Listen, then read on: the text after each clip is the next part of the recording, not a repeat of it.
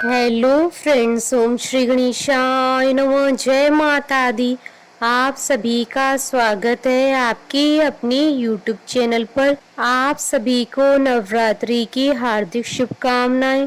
Friends, आज हम आपको इस वीडियो में बताने जा रहे हैं साल 2021 में शारदीय नवरात्रि कब से प्रारंभ होंगे और शारदीय नवरात्रों का समापन कब होगा और घट स्थापना की शुभ मुहूर्त और घट स्थापना की विधि के बारे में। और साथ ही हम आपको बताएंगे कि नवरात्रि के 9 दिनों में माता को प्रसन्न करने के लिए क्या विशेष कार्य किए जाएं और नवरात्रि के दौरान किस देवी की पूजा किस दिन की जाएगी और माता को प्रसन्न करने के लिए नवरात्रि के 9 दिनों में माता को क्या भोग लगाएं।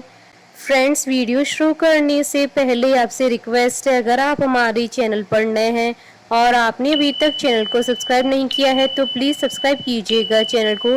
साथ ही प्रेस कीजिएगा बेल आइकन को, जिससे नए वीडियो से रिलेटेड नोटिफिकेशन आपको तुरंत प्राप्त हो सके। और वीडियो पसंद आने पर वीडियो को लाइक और शेयर जरूर कीजिएगा ताकि सभी भक्तों को इस वीडियो का लाभ प्राप्त हो सके।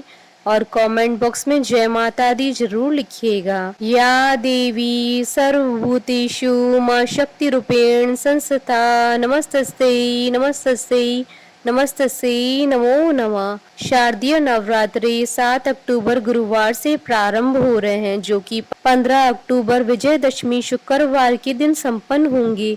शारदीय नवरात्रि के 9 दिनों में मां दुर्गा के अलग अलग स्वरूपों की उपासना की जाती है।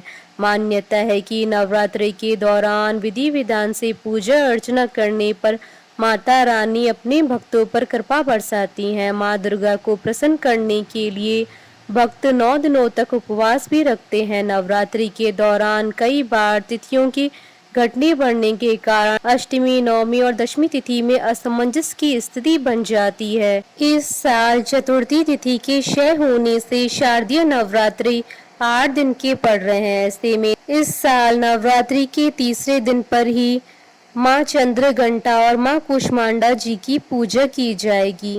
हिंदू पंचांग के अनुसार 13 अक्टूबर को अष्टमी का व्रत रखना उत्तम रहेगा। नवरात्रि के 8वें दिन माँ गौरी की पूजा की जाती है। नवमी तिथि 14 अक्टूबर गुरुवार के दिन है।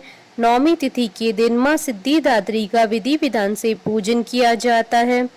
और इस साल दशहरे का पर्व 15 अक्टूबर 2021 शुक्रवार को मनाया जाएगा। इस बार नवरात्रि कई शुभ संयोगों से युक्त होंगे। नवरात्रि के 9 दिन तो वैसे ही काफी शुभ माने जाते हैं, लेकिन शारदीय नवरात्र 2021 में कई शुभ संयोग आने से इसका महत्व और ज्यादा बढ़ जाएगा। शारदीय नवरात्रों की शुरुआत सर्वार्थ सिद्धि योग और अमृत सिद्धि योग में होगी। इसी प्रकार नवमी पर भी सर्वार्थ सिद्धि योग का संयोग रहेगा। नवरात्र सभी प्रकार के शुभ कार्यों के लिए विशेष शुभ होते हैं। इस बार नवरात्र की शुरुआत चित्रा नक्षत्र और वैधृति योग में होगी, इसलिए घट स्थापना अभिजीत मुहूर्त में करना श्रेष्ठ रहेगा। इसी प्रकार नवरात्र में 4 बार रवि योग बनेगा। यह योग उन्नति और समृद्धि देता है। नवरात्रि में भवन, भूमि, वाहन, आभूषण, वस्त्र, रत्न सहित सभी प्रकार की खरीदारी करना शुभता प्रदान करता है। इसी प्रकार नवीन कार्यों की शुरुआत करना भी नवरात्र के दौरान श्रेष्ठ होता है। इस बार नवरात्रि में माता रानी का आगमन डोली में होगा। इस लिहाज से महिलाओं का वर्चस्व बढ़ेगा और मान सम्मान में वृद्धि होगी। देवी भागवत पुराण के अनुसार नवरात्रि की शुरुआत सोमवार या रविवार से हो तो इसका अर्थ होता है कि माता हाथी पर सवार होकर आएंगी और शनिवार और मंगलवार को माता अश्व पर सवार होकर आती हैं। जब नवरात्रि गुरुवार या शुक्रवार से प्रारंभ होते हैं तो इसका अर्थ होता है कि माता डोली पर सवार होकर आएंगी। इस साल नवरात्र गुरुवार से प्रारंभ हो रहे हैं। नवरात्र में 9 देवियों की आराधना करने का विधान है। फ्रेंड्स, अब आइए जानते हैं घट स्थापना की शुभ मुहूर्त के बारे में। नवरात्रि के प्रथम दिन घट स्थापना के साथ ही 9 दिन के लिए देवी मां का पूजन शुरू किया जाता है। घट स्थापना के कुछ विशेष नियम होते हैं जिनका पालन करना जरूरी होता है। घट स्थापना के लिए शुभ मुहूर्त का विशेष रूप से ध्यान रखा जाता है। हिंदू पंचांग के अनुसार इस बार कलश स्थापना 7 अक्टूबर 2021 गुरुवार के दिन की जाएगी।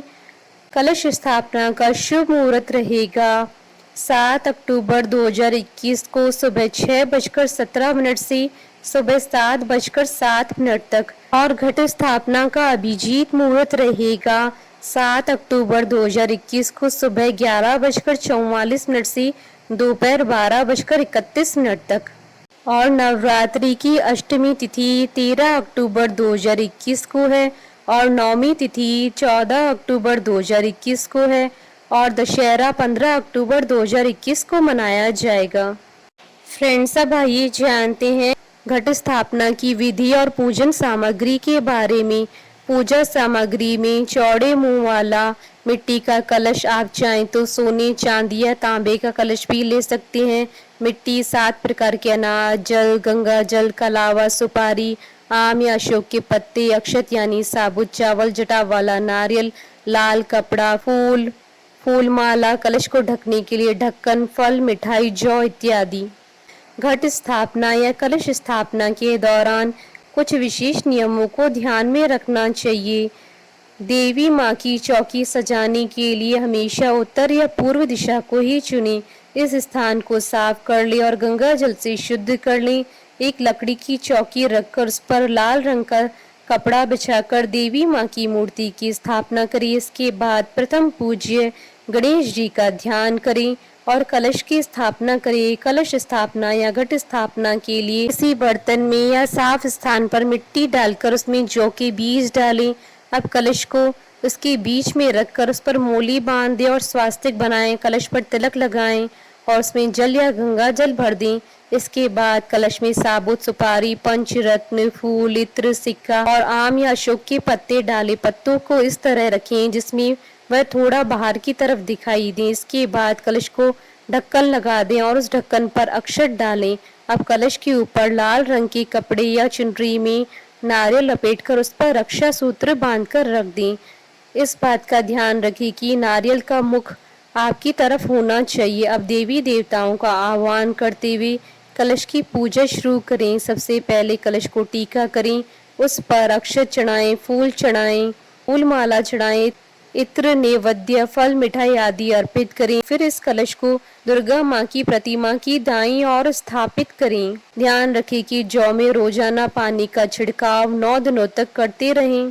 कलश स्थापना के साथ ही नवरात्रि के 9 व्रतों को रखने का संकल्प लें और आप चाहें तो कलश स्थापना के साथ ही माता के नाम की अखंड ज्योति भी जला सकते हैं। इसके बाद माँ को लाल चुनरी चढ़ाएं, उन्हें श्रृंगार का सभी सामान अर्पित करना चाहिए और माँ से प्रार्थना करनी चाहिए कि हे माँ, कृपा करके आप 9 दिनों तक इस चौकी पर विराजमान रहकर मेरी पूजा को स्वीकार करें। इसके बाद माँ को फूलों की माला, फल, मिठाई, इत्र इत्यादि अर्पित करके विधिवत पूजा करनी चाहिए। फ्रेंड्स, अब आइए जानते हैं नवरात्रि में माता को प्रसन्न करने के लिए क्या विशेष कार्य करने चाहिए। नवरात्रि के पवित्र दिनों में 9 दिनों तक देवी माँ की उपासना की जाती है। इस दौरान 9 दिनों तक माँ को प्रसन्न करने के लिए भक्तजन व्रत व पूजा अनुष्ठान करते हैं।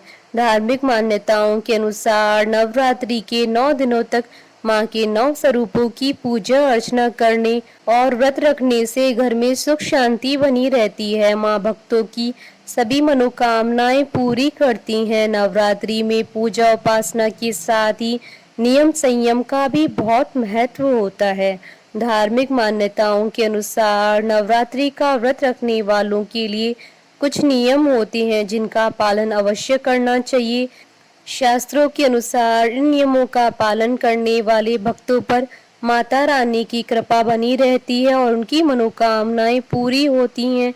भारतीय परंपरा में कन्याओं को मां दुर्गा का स्वरूप माना गया है। यही कारण है कि नवरात्रि में कन्या पूजन या कंजक पूजन कर लोग पुण्य की प्राप्ति करते हैं। नवरात्रि के दिनों में सभी महिलाओं में किसी न किसी देवी का स्वरूप होता है, इसलिए नवरात्रि के दिनों में किसी भी कन्या या महिला के प्रति असम्मान का भाव नहीं रखना चाहिए, बल्कि कन्याओं को देवी का स्वरूप मानकर उन्हें मन ही मन प्रणाम करना चाहिए।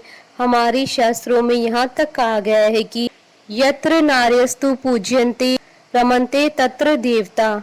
मान्यता है कि व्रत करने वालों को नवरात्रि के 9 दिनों तक अपना समय भौतिकता वाली बातों में न लगाकर धार्मिक ग्रंथों का अध्ययन करना चाहिए। इन दिनों में दुर्गा चालीसा या दुर्गा सप्तशती का पाठ कर सकते हैं।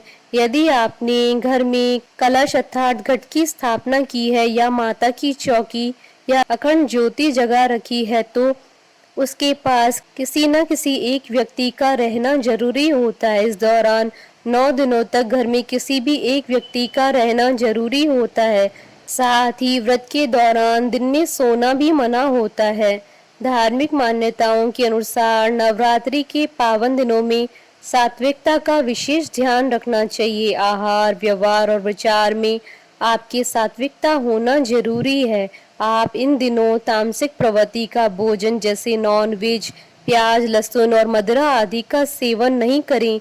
कम से कम नवरात्रि के 9 दिनों तक पूरी तरह से सात्विक आहार लेना चाहिए। नवरात्रि के दिनों में काम भावना पर नियंत्रण रखने को जरूरी बताया गया है। नवरात्रि के दौरान महिलाओं और पुरुषों दोनों को ब्रह्मचर्य का पालन करना चाहिए।